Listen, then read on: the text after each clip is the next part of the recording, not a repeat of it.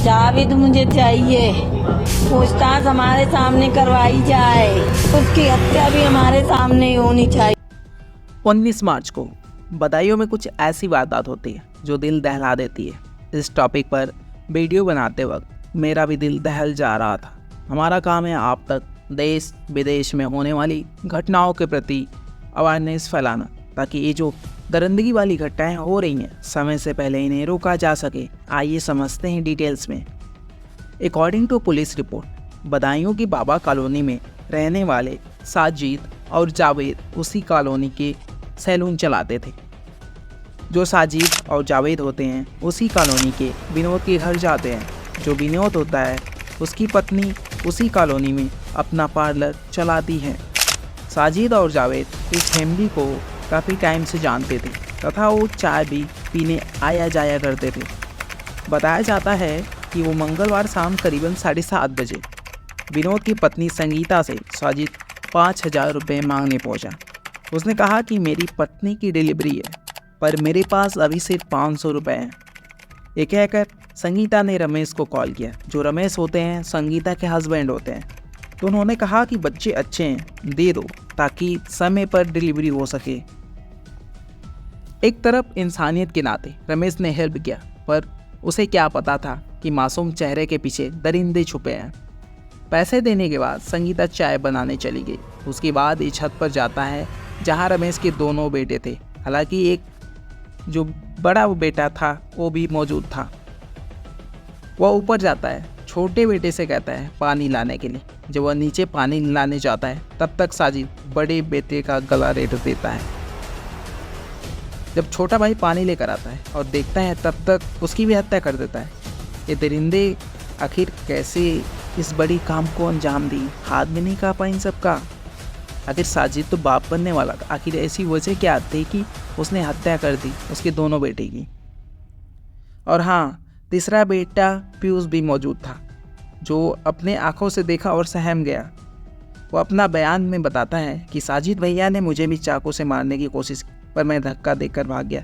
अब यहाँ पर गौर करने वाली बात है कि उसने उनको भैया कहा।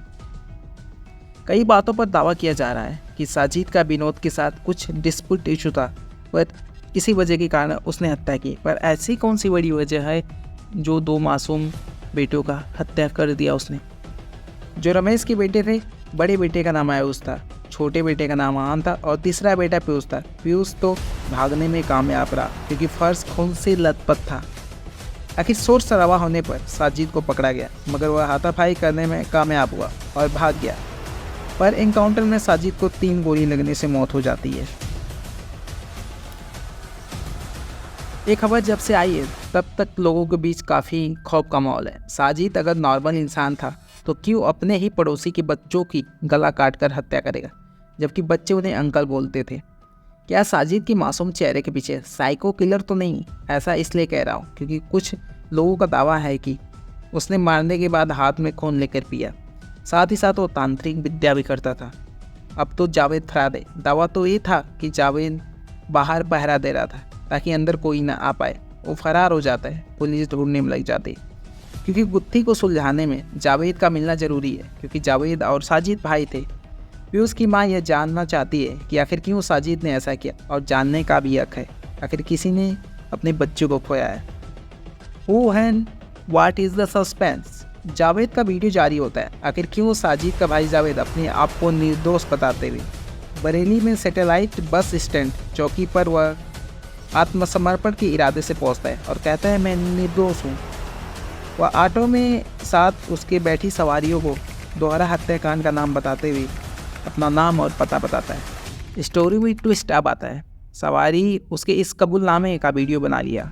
उसने अपने को बेकसूर बताया। उसका कहना था कि जब उसके भाई ने हत्या की तब वह सखानू कस्बा स्थित अपने घर पर था। उसे जानकारी नहीं थी। कई लोगों ने कॉल करके उसको बताया कि तुम्हारे भाई ने 2 बच्चों की हत्या कर दी है। उसके बाद वह स्टेटमेंट देता है कि उसका मोबाइल भी गवाही देगा कि वह कहाँ था। जब भीड़ उसका हेयर सैलून फूंक रही थी तो वह बदायूं पहुंचा।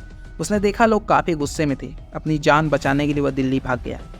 2 दिन तक वह दिल्ली घूमता रहा। तब उसे पता चला कि पुलिस ने एनकाउंटर कर दिया उसके भाई का। तब वह आत्मसमर्पण के लिए वापस बरेली आया। सबसे बड़ा स्टेटमेंट यह है कि वह परिवार से बहुत करीबी था, पर ऐसा साजिद ने क्यों किया नहीं पता।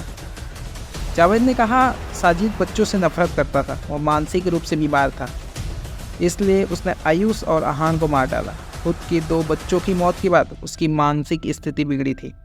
जावेद ने बताया है कि घटना से पहले वह एक छुरा खरीद लाया था। पूछने पर बोला कि रमजान चल रहा है, यह गोश्त काटने के काम आएगा। शाम को जब हम लोग घर के लिए निकले तब साजिद ने कहा कि चलो ठेकेदार विनोद के घर हो आते हैं। जावेद उसके साथ बाइक से विनोद के घर पहुंचता है। स्टेटमेंट में जावेद ने कहा कि साजिद ने कहा तुम यहीं खड़े रहो, मैं आता हूँ। ये बोलकर साजिद मकान के अंदर चला जाता है। कुछ ही देर बाद साजिद खून से सना बाहर आया। जब शोर के सारे लोग मोहल्ले में आ जाते हैं, मैं डर के मारे भाग गया। पुलिस क्रॉस चेक करेगी, पुलिस ने ऐसा स्टेटमेंट दिया। आप बताइए, ऐसे दरिंदे पैदा हो रहे हैं, आखिर क्यों साइको होते जा रहे हैं? नहीं पता। ऐसी ही घटनाएं से बचने के लिए आपको अवेयरनेस रहना पड़ेगा। अगर ऐसा कोई आपके मोहल्ले में दिखता है तो तुरंत उसे गेस करें और उससे दूरियां बनाए रखें। धन्यवाद।